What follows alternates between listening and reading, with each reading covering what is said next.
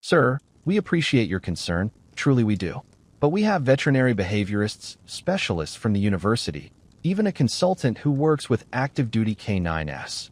This isn't a simple case of a picky eater. Dr. Aris Caldwell kept his voice modulated, a smooth blend of professional sympathy and gentle dismissal. He was speaking to the old man who had been standing by the observation window for the better part of 2 hours, a silent, weathered statue in faded denim and worn flannel. The man hadn't said a word, hadn't asked a single question. He just watched the dog in the sterile isolation kennel.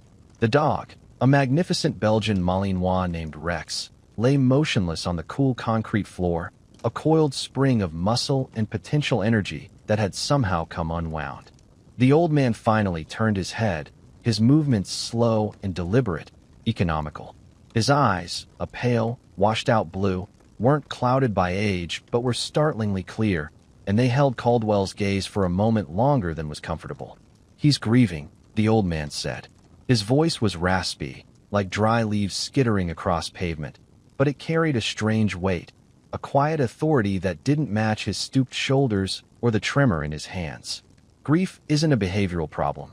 It's a wound." Caldwell offered a tight, clinical smile. "We're aware of the psychological component, Mr. Finch. Samuel Finch, Mr. Finch. Rex's handler, Sergeant Miller, was killed in a training accident 4 days ago. The dog was with him. The trauma is significant. We're using proven protocols for post-traumatic stress in canines. Desensitization, positive reinforcement, appetite stimulants. Nothing is working. He hasn't eaten a single kibble. He won't drink unless we administer fluids intravenously. He's shutting down." Samuel Finch turned his gaze back to the dog. He didn't seem to be looking at Rex so much as reading him. His eyes traced the subtle tension in the dog's haunches, the slight droop of his ears, the way his dark eyes stared at a fixed point on the opposite wall, seeing nothing in the room and everything in his memory. "Your protocols are for dogs," Samuel said, his voice barely a whisper. "He's not a dog right now. He's a soldier who lost his partner. You're trying to fix a machine, but you need to comfort a comrade." The dog was a paradox of lethal grace and utter desolation. His official designation was MWD Rex, IDK 488. His coat was the color of fawn and charcoal, a perfect specimen of the Belgian Malinois breed, a dog built by evolution and human design for speed, intelligence, and a terrifyingly focused drive. In his prime, which was only a week ago, Rex could clear a 10-foot wall, detect a specific scent from half a mile away, and hit a target with the force of a freight train. He was a living weapon, a loyal partner, and a hero with a chest full of commendations he couldn't comprehend. Now he was just a ghost. He lay on his side, his powerful chest rising and falling in shallow, rhythmic breaths. His food bowl, filled with a tempting mixture of wet food, cooked chicken, and savory broth, sat untouched, a film already forming on its surface. A collection of high-value toys, a Kong, a hardened rubber ball, a scent-impregnated rope, were scattered nearby, monuments to failed attempts at engagement. Ben Carter, one of the junior kennel techs, stood at the far end of the hallway, ostensibly cleaning a drain, but really just watching. At 24, with a tour as an army medic under his belt, Ben saw things differently than the civilian staff. He saw the coiled power in Rex's stillness. He understood that this wasn't stubbornness. It was a complete psychological retreat. It was the canine equivalent of a soldier staring at a wall, lost in the abyss of what they'd seen, what they'd lost. He'd seen it in men in the aid station at Bagram. He never expected to see it so purely in a dog. He also saw the old man, Samuel Finch. The others saw a well-meaning but clueless senior citizen, probably a bit lonely, projecting his own feelings onto the animal. Ben saw something else. He saw the way the old man stood, feet shoulder-width apart, weight balanced, perfectly still. It wasn't the shuffling stillness of old age. It was the practiced, patient stillness of a hunter or a soldier on watch. He noticed the man's hands, gnarled and liver-spotted from a life of farm work, yet they rested on the windowsill without a single fidget. And his eyes. Ben had seen eyes like that before, in the grizzled faces of career NCOs who could assess a situation in a heartbeat without saying a word. They were eyes that didn't just look, they observed. They processed. They understood. Dr. Caldwell was explaining another complex theory to a junior vet, Using terms like anhedonia and learned helplessness, Ben tuned him out.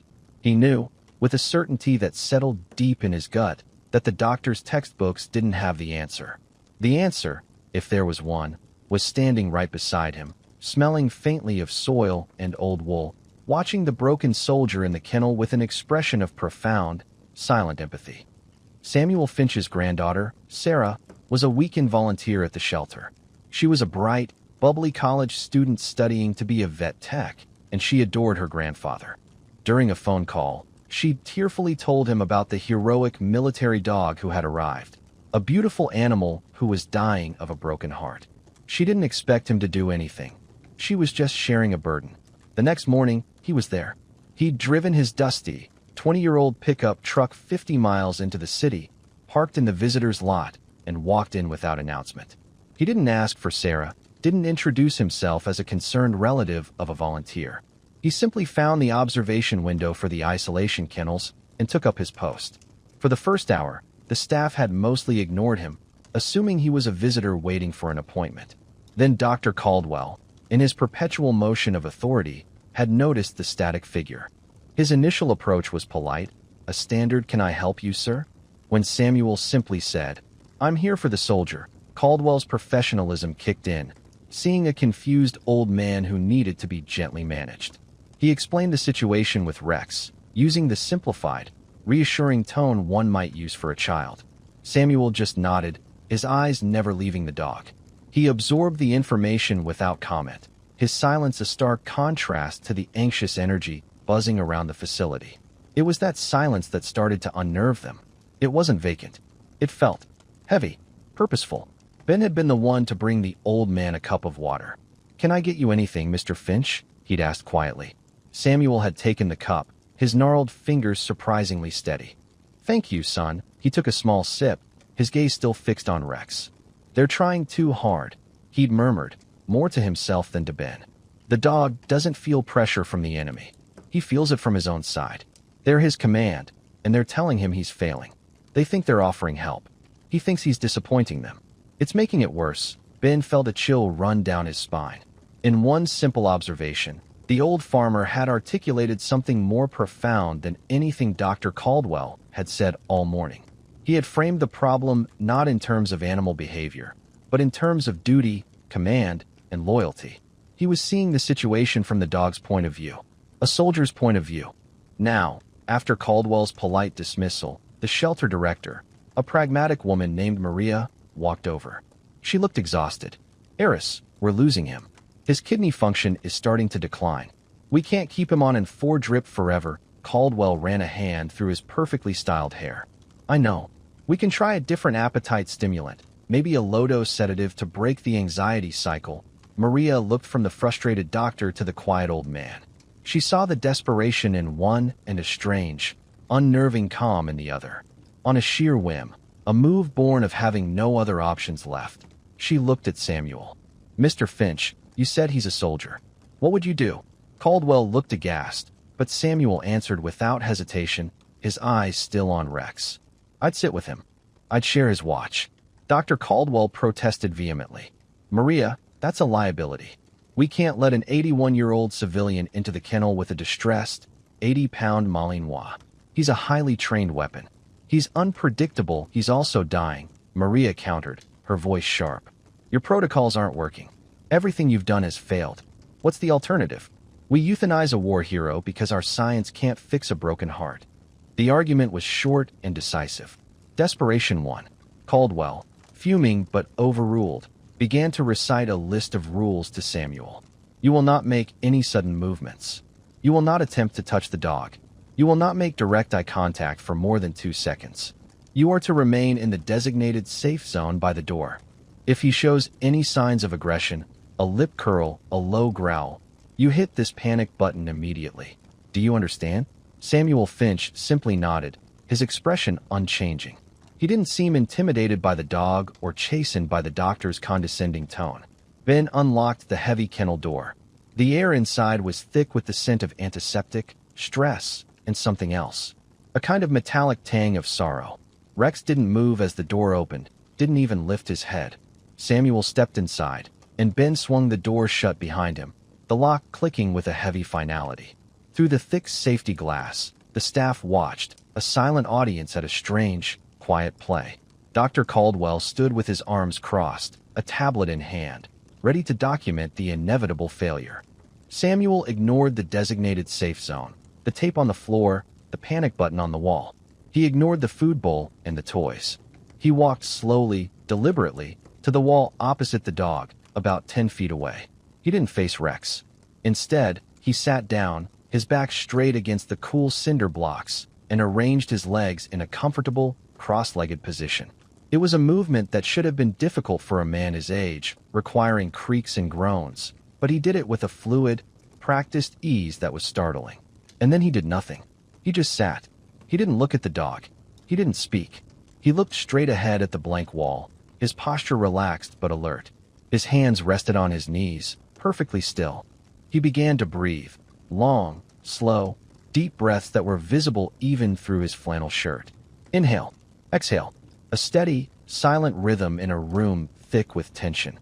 He was a rock in a storm-tossed sea, an anchor of calm in a world of frantic, failed effort.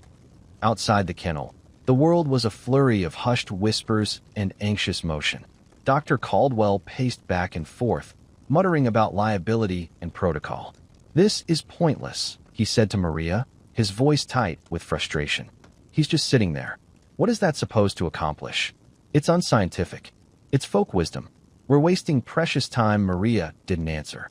Her eyes were fixed on the scene inside. She didn't know what she was seeing, but it felt different. All their efforts had been about doing something to the dog, coaxing, tempting, medicating. This was the opposite. It was a profound act of being with. Ben stood near the window, his attention absolute. He wasn't watching the old man anymore. He was watching the dog, looking for the tiny tells Samuel's presence might provoke. For the first 10 minutes, there was nothing.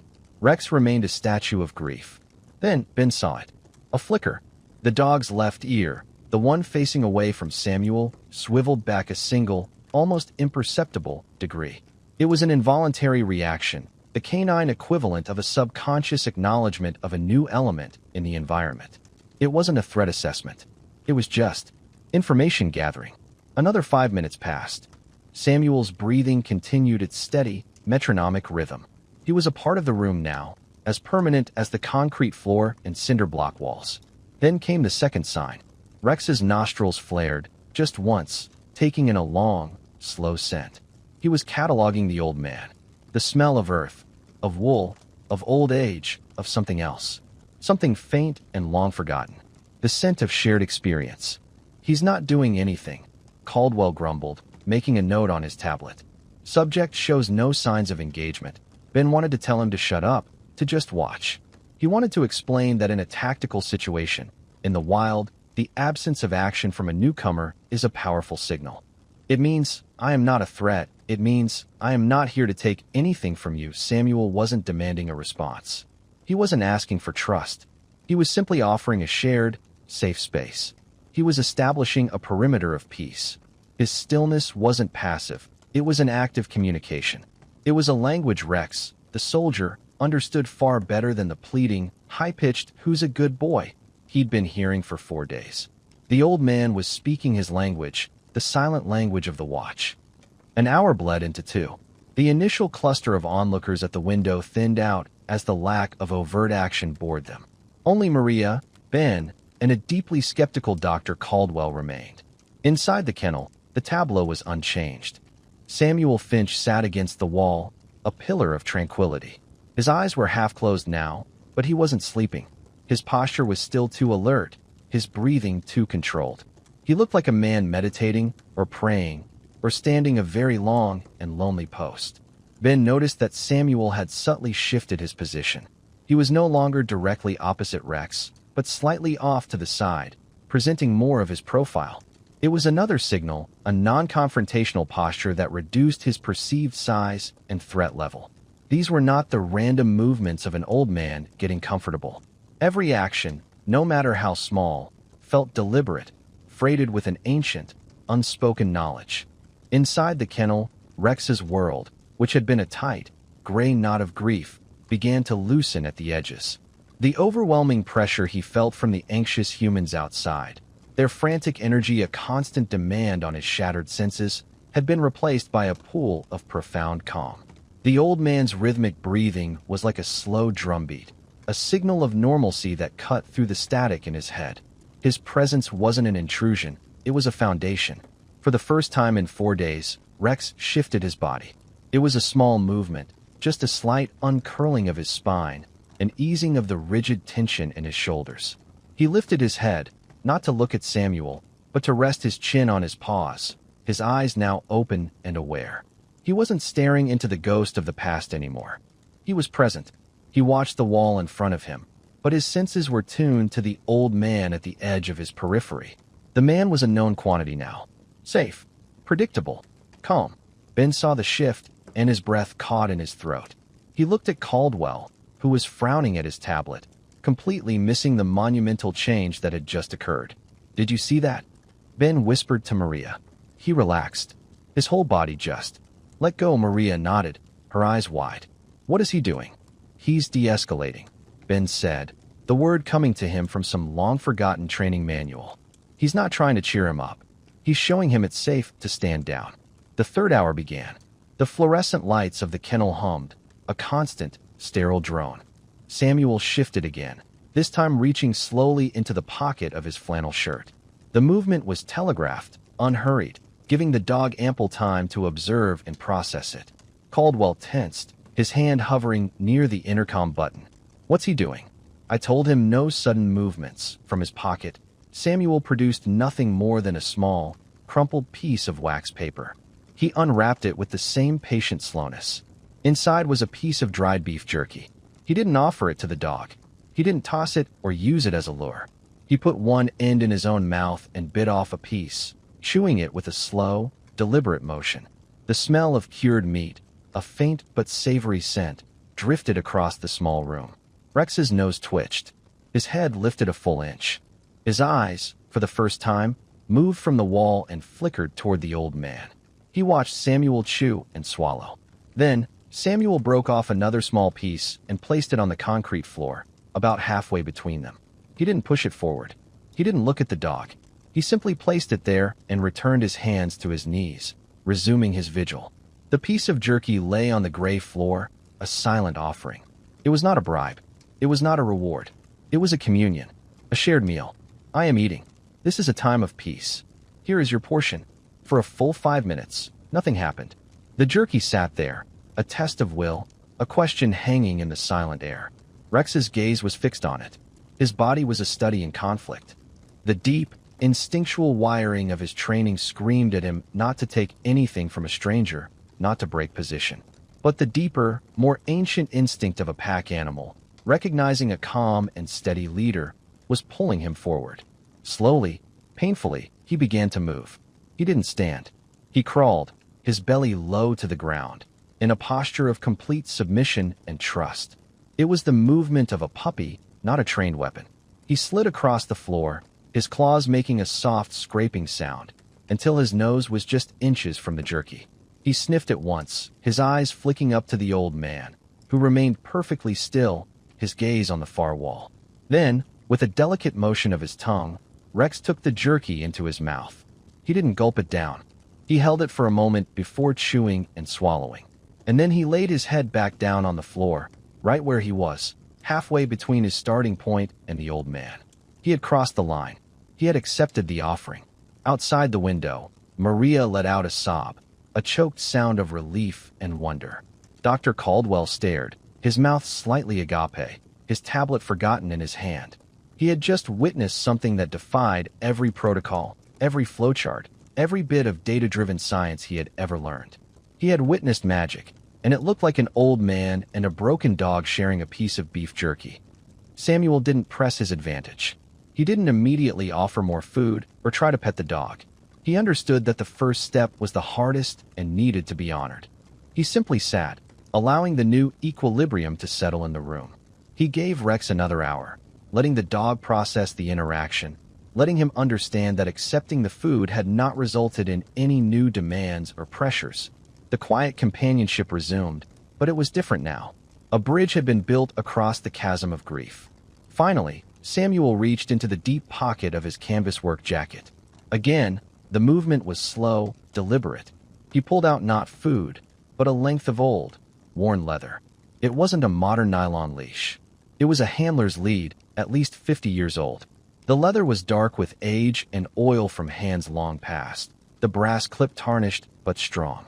The smell that came off it was potent.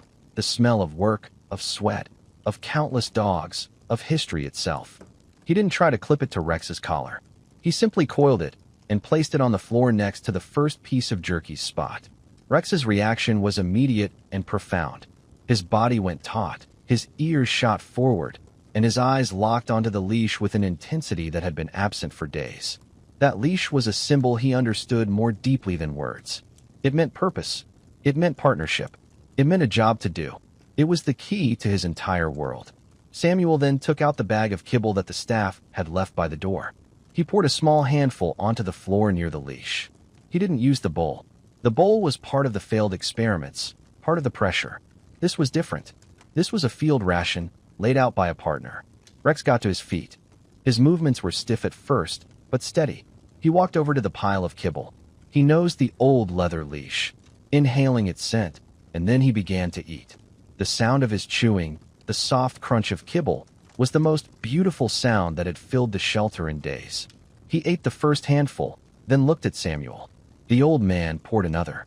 Rex ate that, too, and another. He ate until the pile was gone. Then he licked the floor clean.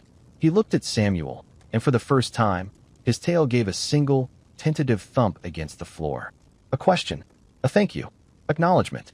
Samuel gave a slow, single nod. Job well done. He then uncoiled the leather leash and laid it across his own lap. A clear signal. My watch is over. Yours begins. Rex seemed to understand. He walked back to his original spot, but this time he didn't collapse. He lay down in a neat, controlled sphinx posture, paws tucked under, head up, alert. He was no longer a grieving patient. He was a soldier on guard duty, watching over his new, quiet commander. Later that evening, long after Samuel had quietly taken his leave, refusing any thanks and simply saying, I'll be back tomorrow, Ben Carter found Dr. Caldwell sitting alone in his office, staring at the blank screen of his computer.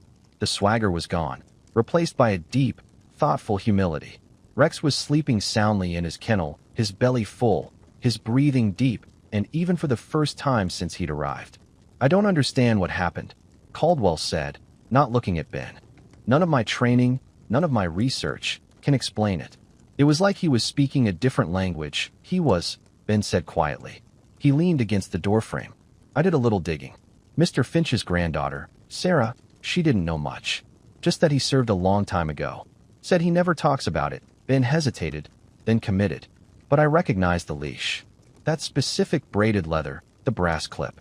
They stopped issuing those in the early 70s. That was the kind of lead they used for sentry dog handlers. In Vietnam, Caldwell looked up, his eyes focusing on Ben. Vietnam? But that was. He'd have to be 81, Ben finished for him. The right age. Those first handlers, they weren't like the K9 units today. There were no veterinary behaviorists or fancy protocols. It was just a man and a dog, alone in the jungle. They had to build a bond that was absolute, or they both died. They wrote the book on it, not in textbooks, but in mud and blood. A heavy silence filled the office. The pieces clicked into place for Caldwell. The stillness, the patience, the non-confrontational posture, the shared meal, the leash. It wasn't folk wisdom. It was a master class in a forgotten art, a language of trust and shared trauma that could only be learned through lived, brutal experience. It was a language he, with all his degrees and accolades, would never find in a peer-reviewed journal. He wasn't trying to treat the dog, Caldwell murmured, a look of dawning revelation on his face. He was reporting for duty.